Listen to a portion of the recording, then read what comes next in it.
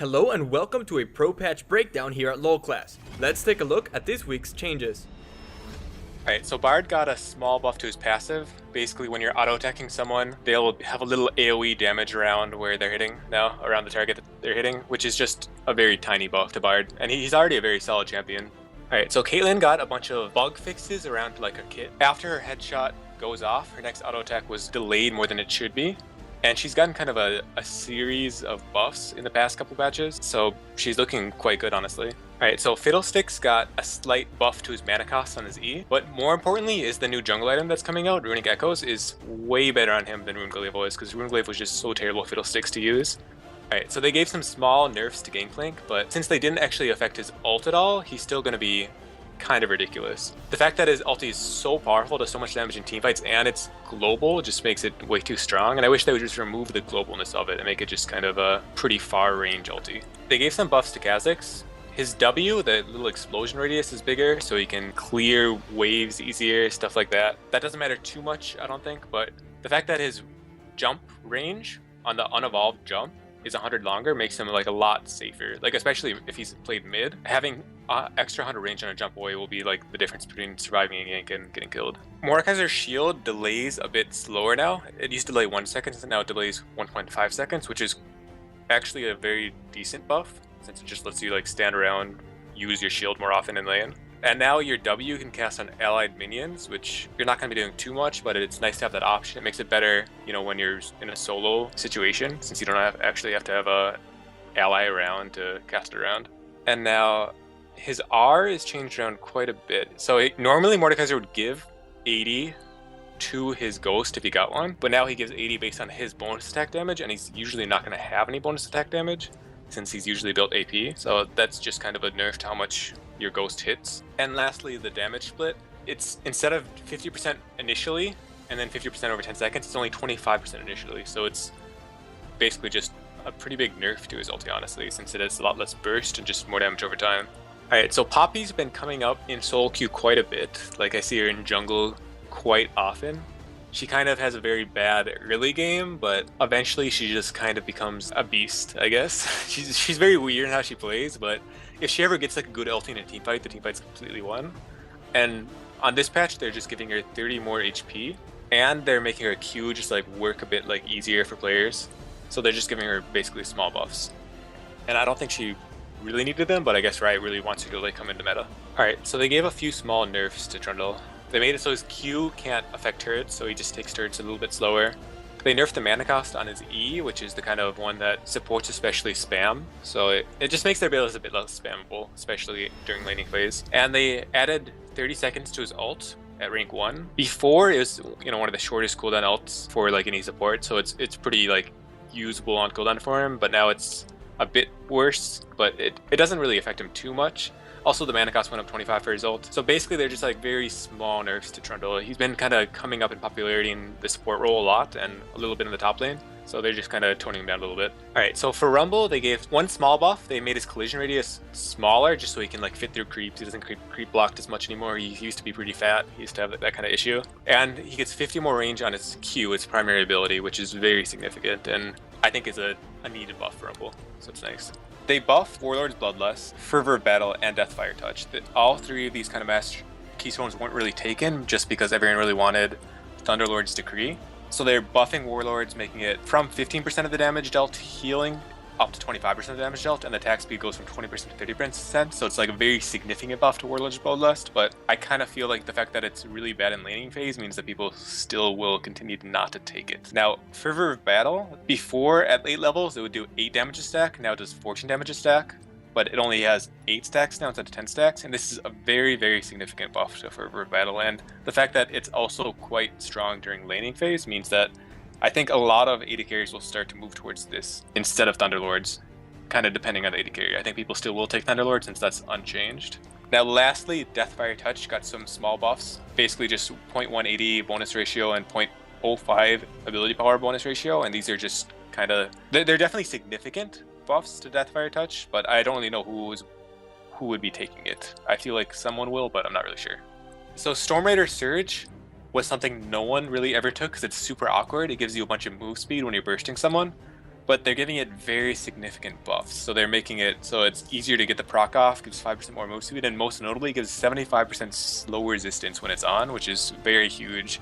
And I'm sure will make it viable in some rare situations, but it still seems super awkward to use. Also, they nerfed down precision, which is the armor penetration / magic penetration things that's super OP, and the thing that leads into Thunderlords, kind of the thing that was making Thunderlords so good. And it's still, even though they're nerfing down the armor penetration on it, it's still really good. Like, it's still better than the percent armor penetration you get in the other tree. So people will still want to get it where they can. Like, if they are taking Thunderlords, they're of course going to take it, but it just makes some Thunderlords a less viable option. Alright, so Strength of Ages, before, once you got to full cap, it didn't really do anything. Now it gives you 6% of your maximum health restored back when you kill a siege minion or large monster, so just a very slight buff to Strength of Ages. Usually it takes so long to get it fully capped that this doesn't really matter too much, but I don't think this change really affects it much. Now Bond of Stone is getting nerfed down. So before it was 3% doubling to 6%, now it's just 4% all of the time. So as far as tanky supports go, they're still going to take it like basically 100%. Like, what is a Braum going to take besides its mastery? There's not much option, but it just hurts them. It just makes them 2% less tanky during laning phase, which is very significant. So just basically tank supports across the board got slight nerfs. So both of the finished Less Whispers, Lord Dominic's and Mortal Reminder, got a buff of 5% more bonus armor penetration, which is just a push in the right direction. Before, a lot of AD carries just wouldn't really get them, or they'd get it super late just because it wasn't that powerful, and a slight buff is good. Okay, so Io of the Oasis is the upgrade to the Talisman, and they're making it so it has less mana regen now and has 10% more CDR, so it's definitely better now than before. But no one ever took it before, and no one's ever going to take it now. It's not enough of a buff. You're not going to want this. First off, no one goes coin because it's a bad laning item, and second off, if you go coin, you're definitely going to want the other upgrade because getting the move speed is just so much better than having this. Alright, so Eye of the Watchers. Again, no one ever went this in the past, and again, they're nerfing the mana regen and giving 10% CDR to it, which is good for it, but the other option, Frost Queen's Claim, is still so much better. They are nerfing Frost Queen's Claim in this patch, but it's not being nerfed enough to make this viable. Still, no one's going to go this item. Alright, so they're nerfing Frost Queen's Claim. They nerfed the mana regen on it by 50%, and they nerfed the slow duration on the Ghost depending on how close you are to them. So if you're really close to them, it doesn't last very long. And these two nerfs are primarily targeted at the mid lane, because this is a support item, but mid laners have been going it a lot just because the Ghosts are just so OP. They last so long and they slow so much that it's just super easy catches. But as far as supports go, it doesn't affect them as much. Supports who wanted this before will still 100% go it. Alright, so on the last patch, basically AD carries would always be going Rapid Fire Cannon over the other three options of Runon's Hurricane, Static Shiv, and Phantom Dancer. And basically this patch is trying to kind of balance them all out. So they're buffing Phantom Dancer by 5% move speed. They're buffing Static Shiv by making it kill minions easier with the proc. They're buffing Runons by 2% move speed. And they're nerfing Fire Cannon by 1% move speed. So they're all just like super slight buffs and nerfs to kind of push people into the direction of the other three items, but probably not enough to make it so that Rapid Fire Cannon will still be the cannon of choice. Alright, so Runic Echoes is basically a replacement for Runeglaive now, and it's basically Luden's Echo in a jungle item. And it's, I think, much healthier for the game. Before, the only champions who could really use Runeglaive were Nidalee and Elise. They're like the only AP champions who auto-attack enough to kind of, proc the Runeglaive thing. And I think that was kind of, it was a bad item. Now this thing, like Fiddlesticks, Karthus Jungle, basically all of these, if you ever want to play like any random AP jungler, this is going to be much better for them. And also just on even Nidalee and Elise, I'm pretty sure this is better than Runeglaive was. So it's definitely going to kind of bring the AP junglers back into the meta. The move speed, 10% is really nice for junglers. It lets them just get around the map, do whatever they want. And the actual active is just a lot better for like team fights than the old one was. Alright, so tier 2 jungle items, they make them cost 50 gold less and give more mana regen, 30% more mana regen. So this just helps out the mage junglers even more, helps out anyone who's going to have mana issues in the jungle quite a bit. Alright, so Yellow Trinket is being buffed. They're making it so that it has a 30-second less cooldown at level 18, and it scales up to 30 less cooldown. And the Far Sight Alteration, the blue trinket, now it's 66% of the cooldown. It used to be 50% of the cooldown, which is basically, it's going to have a long-ass cooldown when you first get it, and then it's going to even out to be the same cooldown it used to be at level 18. Alright, so Raptor buff is the Oracle's buff that junglers get from smiting Raptors, and in the past, a lot of times it would proc, and then you wouldn't actually find the ward, because it would proc, it procs before you're actually envisioned to see the ward, and then you kind of think it's like behind you or something, you walk away. And now they're just fixing it up, so you're basically always seeing the ward when it procs, which is nice. It's a good change. Alright, so they're making Rift Herald easier to do by lowering the damage on him by 10, which I think is a step in the right direction. I think before, Rift Herald's been basically kind of ignorable. Like, it's not bad or anything, but it just hasn't been that important. Alright, so they made it so Smite can no longer proc spell effects, which is basically Spell Vamp, Rylai's, Lee Sin Spell Vamp, and the new item Runic Echoes. So you can't, charge up your Runic Echoes, smite them, proc your Runic Echoes on them. Alright, so before Tenacity, like Merc Treads and all that stuff didn't affect Lulu's Whimsy, turning people into sheeps or whatever he turns them into, and Amumu's ult, it just wasn't getting reduced before, and now it does by Tenacity, so it basically just makes Lulu and Amumu slightly worse, that's all. Riot decided to buff the missile speed on LeBlanc's E, the chain. I really don't see why this change is necessary. I think LeBlanc is already strong in her current state, and even though this is not a huge buff, it's going to make a slight difference in making the E easier to land, so I don't really have a lot to say. I don't know why Riot made this change. Teemo got 2 more base damage. Even though Teemo is not really a mid laner, these are some slight changes that are going to affect him in the top lane. His passive can now make him invisible even if he's moving in a brush. It's actually quite useful in the top lane because you're just constantly moving in the brushes, and if people walk in to try to find you and you're invisible, you can always just stay there unless they have some kind of AoE ability where they can spot you. They also buffed his Noxious trap and gave it slightly longer range. Is this going to mean that you can put your traps or your shrooms from a safer distance? But this is not going to make or break Teemo or really make him viably competitive. I think it's just going to be the players that were playing Teemo before are going to continue to play him, but we're not going to see a whole lot of new players. They nerfed Gangplank's passive a little bit by making the damage tick over 2.5 seconds instead of 1.5, and they lowered the AD ratio a little bit. For mid lane Gangplank, the passive isn't that big of a deal in terms of trading. I think this is going to be more impactful on top lane Gangplank. So for mid, I think Gangplank is still going to be a really strong pick, and it's not going to change his viability. The way this nerfs top lane Gangplank is because they like to reapply the passive fast to get a really efficient trade. So what you do is you auto with the passive, you shoot a barrel, and then you auto again. Now, since it does damage over 2.5 seconds instead of 1.5 seconds, you're going to be losing out on more damage. Even though the combo doesn't take a full 1.5 seconds, so you didn't get all of the damage before, it's still going to be less than before. On Frost Queen's claim, they nerfed the base mana region to match Morello's. They also nerfed the active a bit, so instead of a flat amount of 4 seconds, it's 2 to 5 depending on how far the ghosts go. Obviously this is a slight nerf because it doesn't allow you to just hop in close range and get the full slow, but if you do it from afar and you get a 5-second slow, that's actually an extreme slow. So I think it's definitely still going to be a viable item, but maybe we're not going to see it being abused as much. So there's some interesting PD changes. I actually really like these.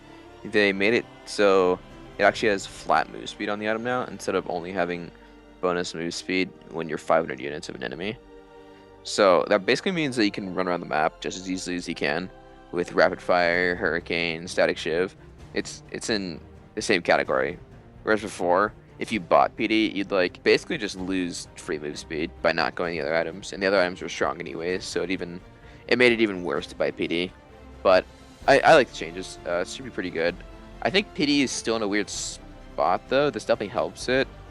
The 12% less damage to you after hitting someone is super hard to notice. Every time I've tried to buy it, I've had some weird stuff go on. Like I tried to buy it on Vayne one time with Death Stance just to see if I could super duel people and not take any damage, and I was dying immediately in a team fight anyways. So I don't really know what to think of the item. Tried it out a few times besides that, and it's never really felt like super impactful on like why I was winning the game or why I didn't die there or something. I always like check the damage reduction from the 12%. It's just like some super low number. Like I had it for 10 minutes and I checked and it was like 200 damage reduced, which super bad. I'd rather have something else at that point. So the changes to the meth are pretty weird. I don't really know why they would do this, but they changed it from basically chunked off 90 damage over the course of 5 levels, which is pretty insane. Like 90 free damage is just gone, which is going to be the difference between getting a kill and not.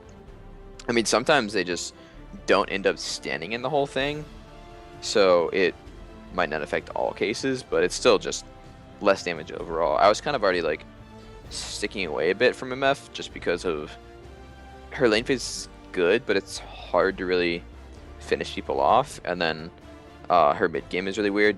Her ulti does so much damage, but it's hard to really get that off because there's so much mobility in the game, and like assassins running around your map with no real gap closer, like you can get around the map pretty easily, but when you're in actual fights and some guys on you actually have so much trouble getting you off, so this change might just knock her off the planet. Static Shiv's bonus damage to minions got increased by 45%, so from 75 to 120. Item is still garbage, just don't bother buying it over anything else. Not as good as Runon's or Fire Cannon. Still the worst out of those three. I don't really consider Phantom Dancer because nobody buys Phantom Dancer. The reason why it sucks, still hasn't changed. It's good for wave clear, but so is Runon's. It sucks versus champions because it does 30 damage or like 50 damage, where before it would do 100. And the other options are just so much more appealing. I mean, Fire Cannon's better for fighting champs, and Runon's is better for clearing waves and doing AoE damage. So Static Shiv is really just has no place. Okay, so Death Stance got an increase cost by 100 gold, but they added 10 AD, which is pretty value actually. Usually you have to pay 350 for a longsword to get 10 AD, but in this case they buffed it. I think the direction is fine, but Death Stance is just such a worthless item. It doesn't actually reduce the damage that you take. Really, it takes the place of a Mercurial Scimitar or a Bloodthirster, which will do its job way better.